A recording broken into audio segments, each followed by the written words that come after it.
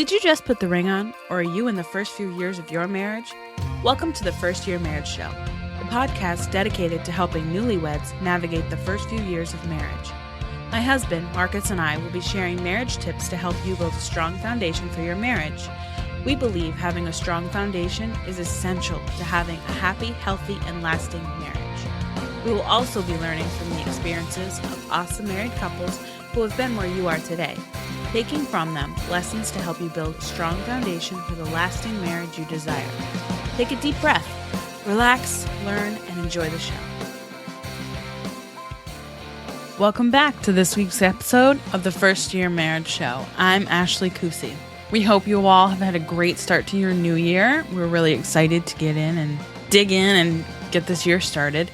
Thank you for listening to this podcast. We really appreciate it. We love seeing the numbers of the downloads and seeing how many lives that we're reaching. It's really an encouragement. We really want to thank you for taking time out of your busy day to listen to the stories that we have to bring to you. An update. We are going to begin writing blog posts starting in February. We would love to hear about what topics you want to hear from us about. To join our community and get access to the blog, the posts, the podcasts, and updates, you can visit firstyearmarriage.com/join. Remember to ask yourself this one question as we go throughout 2015. What is one thing you can work on to become a better spouse? Stay tuned at the end of this podcast for a special announcement. For all the show notes for this week's episode, visit firstyearmarriage.com/17. Enjoy this week's first year story. Hello, everybody, and welcome to this week's episode of the First Year Marriage Show. I am your host, Marcus Kusi, and in this week's episode, our guest is Roger Whitney. Roger has been married for over 24 years to his wonderful wife, Shauna, has 2 children, and lives in Fort Worth, Texas. For profession, Roger helps individuals and couples plan well and invest wisely for their retirements. He's also the host of the Retirement Answer Man podcast on iTunes. And listeners, if you've not listened to this podcast before, I highly suggest you take a few minutes out of your busy schedule to listen to it. So, Roger, thank you for sharing your time with us this morning. And I wanted to know a little bit about you and how you met your wife. And thank you for being our guest also. Oh, definitely. And I'll tell you, my first year of marriage, it was a long time ago. So I'm going to have to make sure I have my memory cap on because that was a while ago, which is awesome, though. My wife and I met in college, which is a normal place to meet here. We both worked at the same establishment, a restaurant, and just hit it off and started dating and dated for a year and actually broke up. Wow. And, yeah, she broke up with me. Let me be clear about that. And then we went and drifted back together, and then that was that. So after you met her, like, what really struck you that made you decide this is the lady I want to spend the rest of my life with?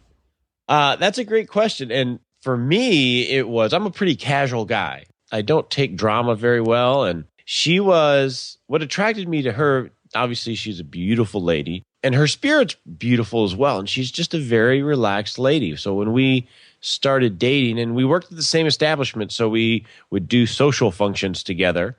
And what I liked about her was I didn't have to pretend or put on airs of who I was.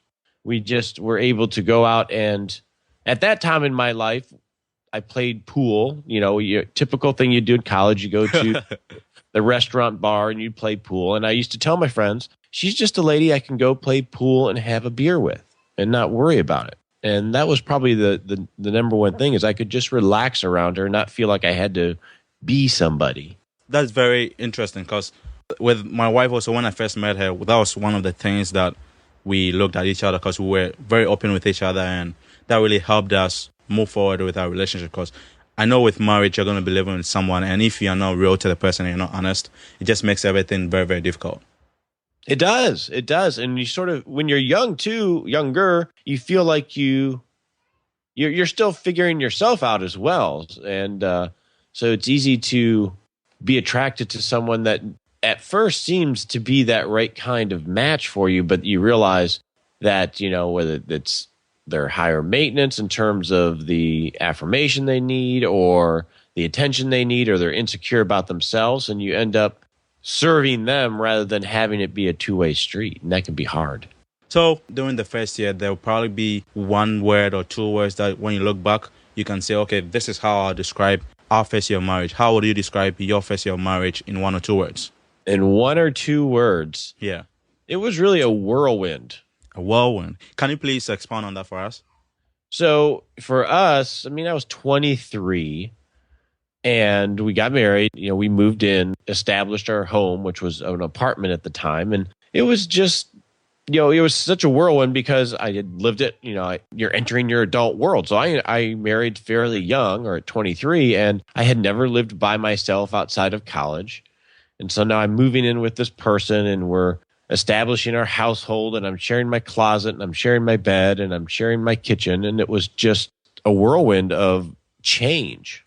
And with the changes that you were going through, I know you can relate that to being like adjusting to your spouse. And with those changes, can you share about two or three different ones that you guys had to work through together to be able to live together in one household as a couple? Yeah, I could probably share a lot of those. And it's interesting, Marcus, for me anyway. There were different seasons in the marriage. So for that first season, it's all fresh, right? So You're always looking at the positive of everything, which is a great mindset to have throughout life. But when something's fresh, it's, getting married, and this is maybe a poor metaphor, but it's like buying a new house or buying a new bicycle or whatever it is that you get, is that all you look at is the positive, how wonderful everything is. And you end up having this cooperative attitude. So in our first year of marriage, we didn't have a lot of troubles because we always looked at the bright side of things. Everything was half full because that was the attitude we had because we were in that honeymoon spirit. And I think that can carry you a long way. And I think in your first year of marriage, what I wish I would have done is create some rituals to continue that togetherness spirit that was alive during that first season of marriage. Does that make sense? Yeah, it makes sense to me. Can you share like one adjustment that you actually had to make? You mentioned about you used to live on your own during college, and now that you got married to Shauna, you had to live together, and now you had to share the same bathrooms, the same kitchens. What was the adjustment period for you like? Here's probably the biggest adjustment that I had to work through. And I'm not going to say I made it in my first year of marriage, but it was something that started to become an issue in our first year of marriage, and that continued, and then finally it got through to my head and I changed my ways, was when we were dating, because she was her own woman outside of me. We were both, semi fully formed emotionally and everything else. When we would go socialize, it was very easy for us to just sort of float around the room, sometimes together, sometimes separate, and always reconnect throughout the night when we were at social gatherings. When we were married, I continued that way of acting in social events. We would just sort of fly off because we like to talk with people, and we'd both, have different people in conversations. And what ended up happening was during those times, once we were married, that really started to annoy her, that I would continue just to sort of go off and be social and come back and connect with her, whereas she wanted to be a couple and wanted that attentiveness at these social events because she was proud of me and she knows I'm proud of her, and she wanted to display that, I guess. And I was not sensitive to that and didn't recognize that. So that caused some friction. And that was something that I had to work on. And sometimes I'm still working on it because I'm just sort of that kind of guy. Was there like any particular steps that you took towards making sure that when you guys were at these social events, you spend as much time with her? Yeah, for me, the step that I took was I recognized, and I actually sort of coached myself and put a game plan together before I even went to the event, which sounds, I tried to be more intentional about going to an event, because when you're in college, you just sort of go and with the flow, and it's, you're like water. You just sort of find the easiest route. Yeah. So what I did was I tried to coach myself, saying, okay, why am I going to this event? I tried to, and what is it my wife expects from me from this event to make it special for her, and tried to keep that front of mind so I didn't just get selfish and go off and do what I normally do. So it's a lot of that intentionality, I think, is the key. So whilst you were going through all of these adjustments that you're making during that first year, and making sure that when you guys were at the events, you're spending as much time with Shauna and being intentional about it, is this like a skill that looking backwards into your past 24 years that you've been married, you think that as a newlywed, we should be intentional about marriage? Because personally, I think everybody should be intentional about their marriage, because if you're not intentional about it, life will come into the way, and you realize within 2 or 3 years that, a lot of stuff has happened that you probably wouldn't have allowed to happen if you were intentional about your marriage. So will you say that being intentional about your marriage is something that newlyweds or anybody who's listening to us should implement in their marriage? Absolutely. And I have a question I always ask people, and that can answer that question. Can I share this with you? And it's a little story. Yeah. Okay. So I'm a financial planner. So I help coach people on planning well for their life from a financial perspective. And one of the things I always ask newer clients or people that I'm meeting with is I ask them, what is a secret to a good marriage? And people always have different answers, right? So I'll ask you, Marcus. I'm going to turn the tables for a second. What is the secret to a good marriage for you, Marcus? The secret to a good marriage, I would say it's all about being intentional with your spouse and being intentional about marriage, and learning how to be selfless and putting the needs of your spouse above your wants. That's how I would say it. That is an excellent answer. And there's no right answer, right? There's lots of different things that are secrets to it because it's such a complex thing. You're actually walking life with someone, which is a beautiful thing. I'm a little bit more pragmatic than that, Marcus. Oh, do you want to share it with us? I always say my secret to a good marriage, and I don't practice it. I'll never perfect it. Let me say it that way, is I never want to have a big conversation with my wife. And when you say big, what do you mean by big? Is it like fighting over who did the chores, or fighting over which event to go? Like, what do you define as big? So what I mean by that is, and if you can learn this early in your marriage, it can help you help contribute to just a wonderful life together. Is what I mean is, by not having a big conversation, what does that imply? It implies you have lots of little conversations along the way, right? So if you think of the idea of an airplane, if you're flying from New York to Los Angeles, when that plane is in the air, it is always a little off course. It's never actually on course. If you tracked it on a map, it would always be off course and making all these little adjustments. So what I mean by having a big conversation is you want to make sure you are intentional about having lots and lots of small conversations along the way in your marriage, which is basically communication. And some of those small conversations can be things you don't necessarily want to talk about.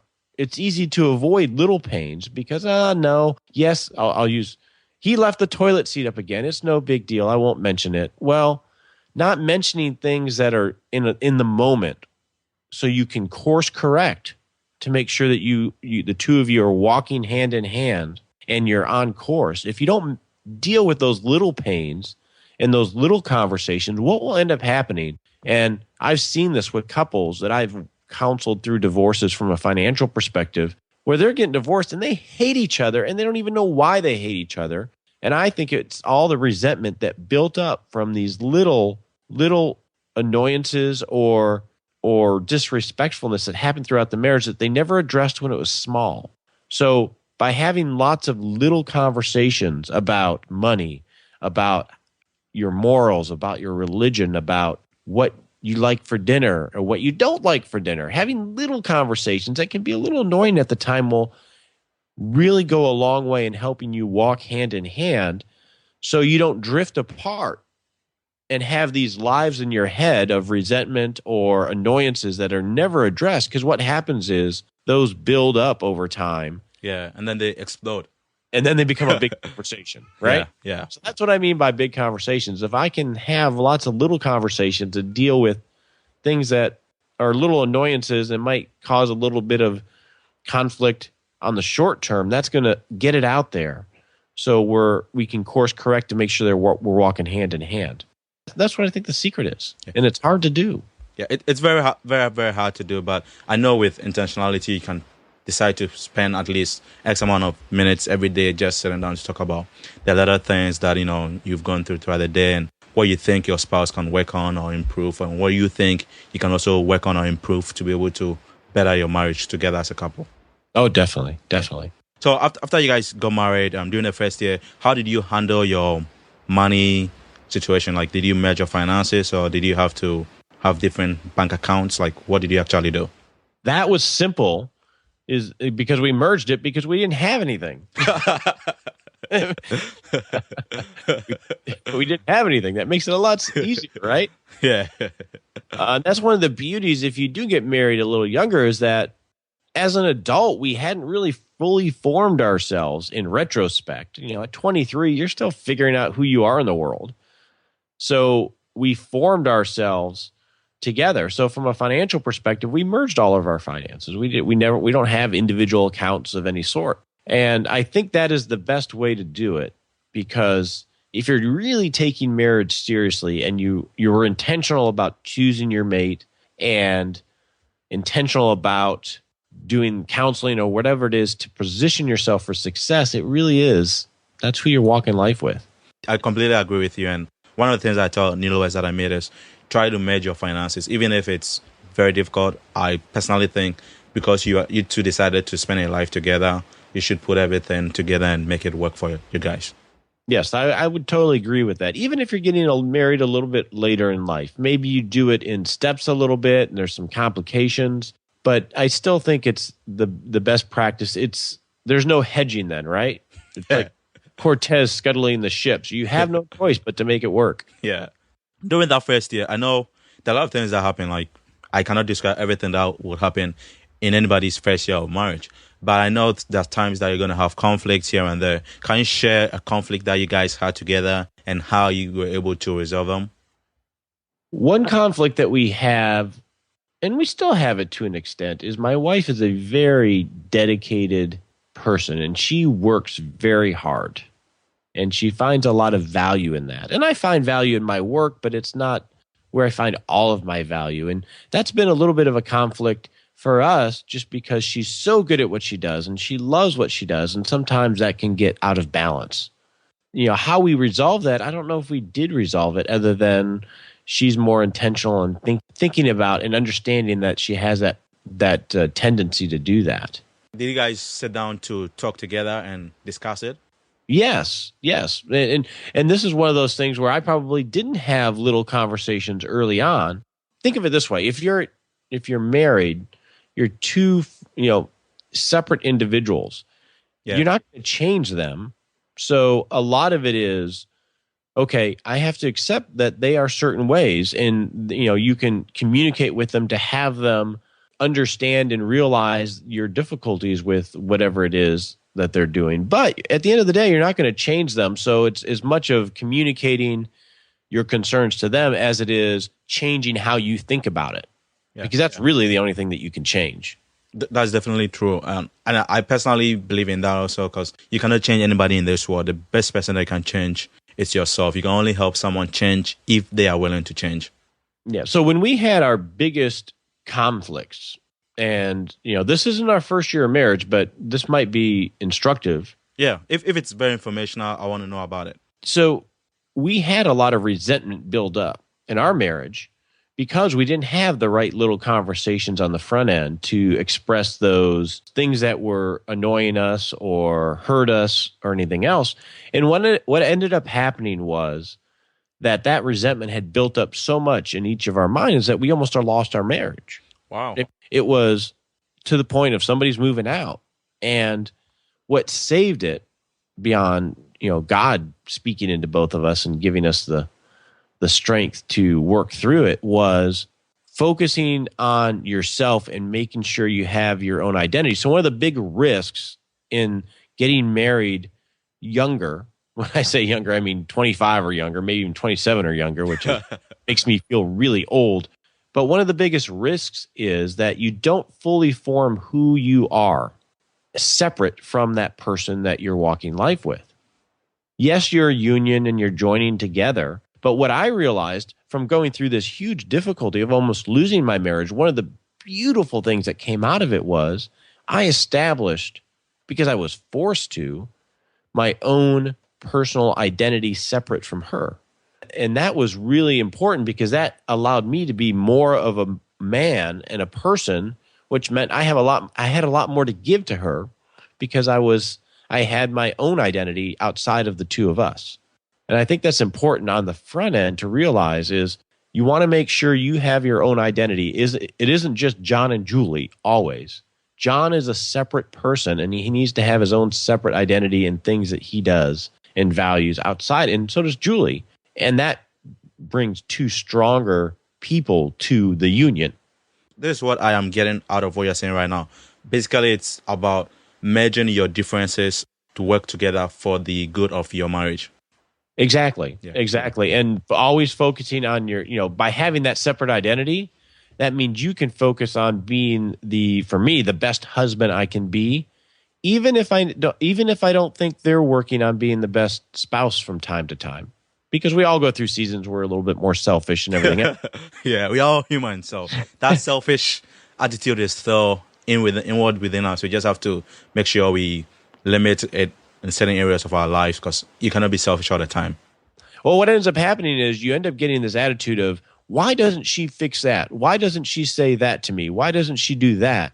And you just create this dialogue in your head of blaming the other person, where if you turn that around is, and so you're focused on like dragging the cat to come be warm to you. Well, a cat doesn't work that way. They have a separate identity, and you have to coax them, right? You have to take the first step. So what I did is I turned around anything that I was annoyed with at her, and I focused on, okay, how can I be the best husband I can be, even if she doesn't respond at first?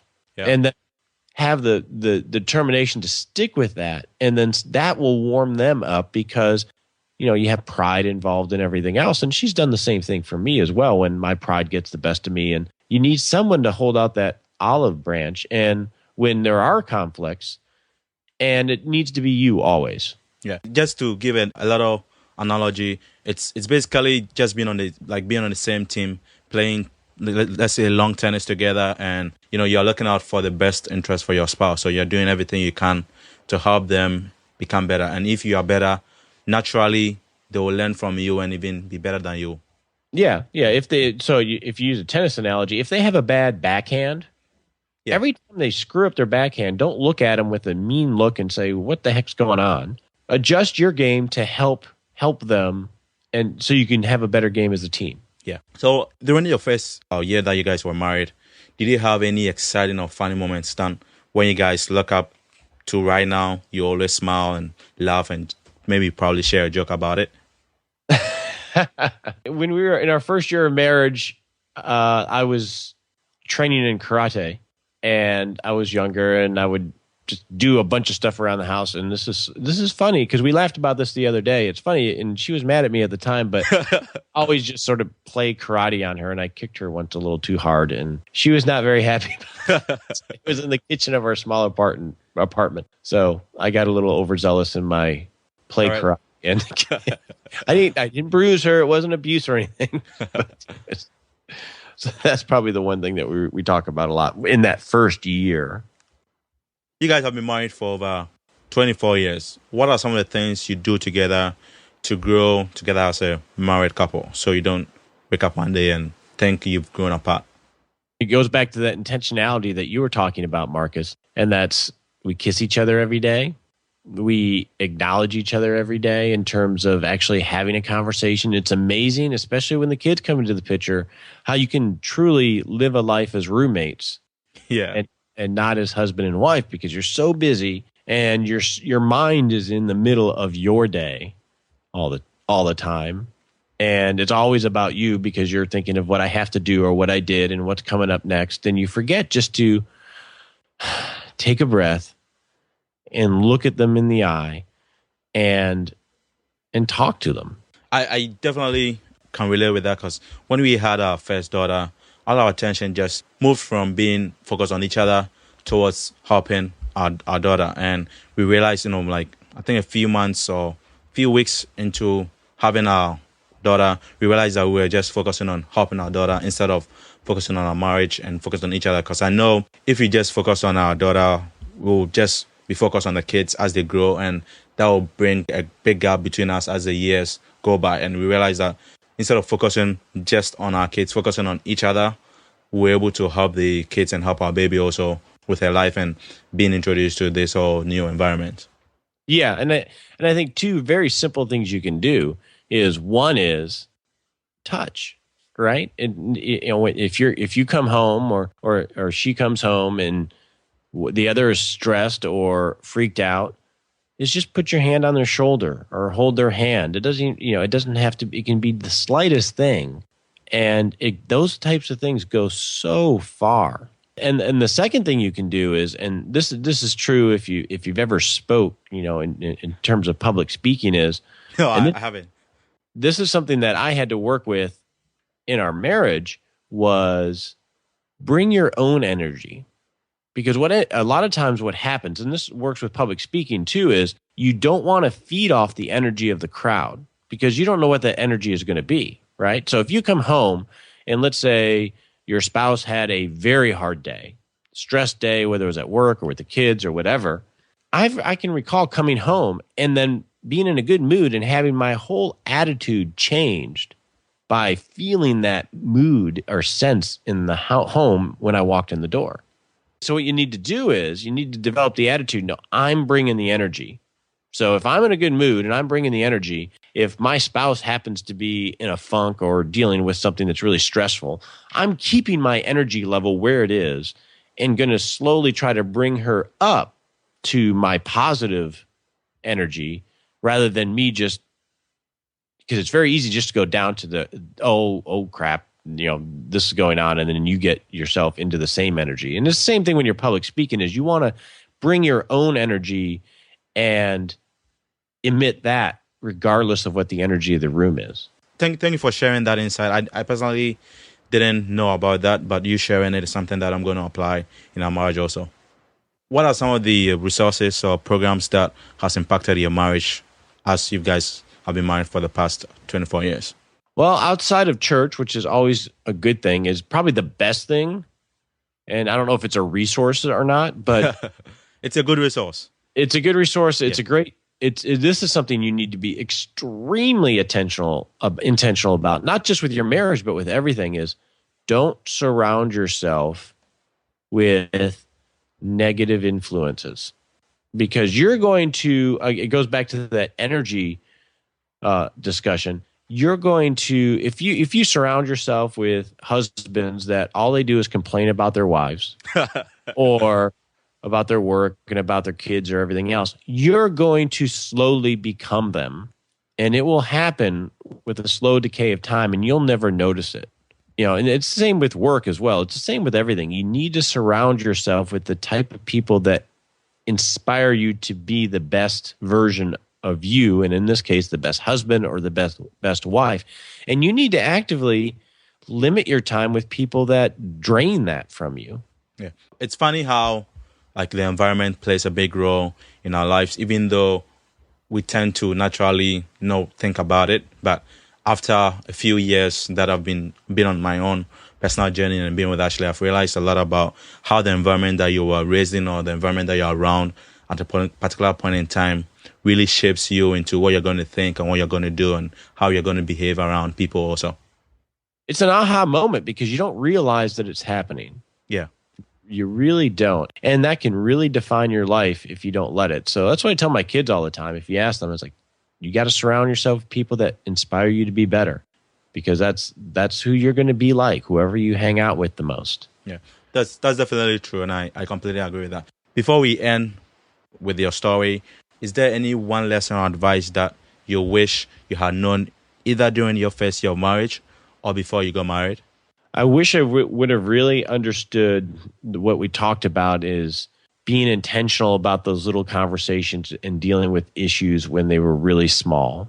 I don't think I was prepared emotionally or from a maturity aspect, but that could have really created a lot more depth to our marriage earlier on. So when we had our big conversation that I talked about, in hindsight, that was the best thing that ever happened to my marriage because it's been amazing since then. And if I would have known to have those little conversations so we didn't let those resentments build up, we could have had years of what we have now. I'm really grateful that you came in this morning to share your first year marriage story with us. I really appreciate all the insights you've given us.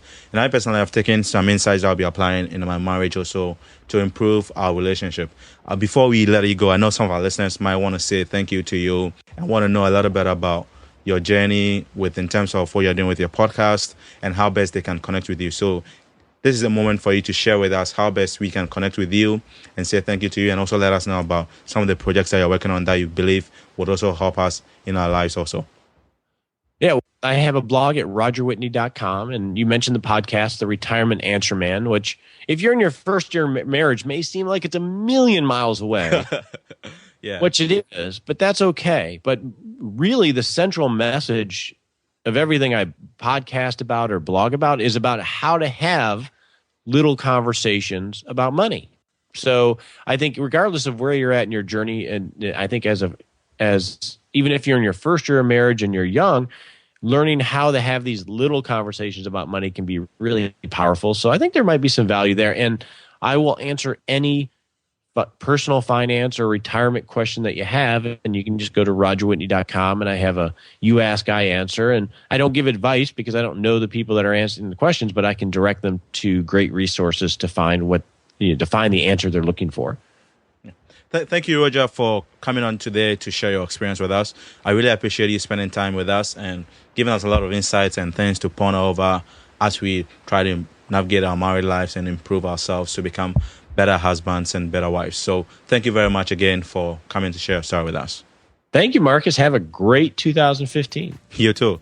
Roger Whitney is doing a retirement planning process for this month, January 2015. It's a live webinar going through step-by-step the retirement planning process for one individual man. And at the end of it, we're going to get to see if he gets to retire or not.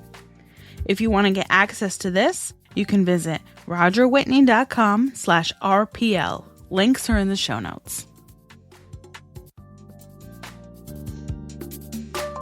Thank you for listening to another episode of the First Year Marriage Show.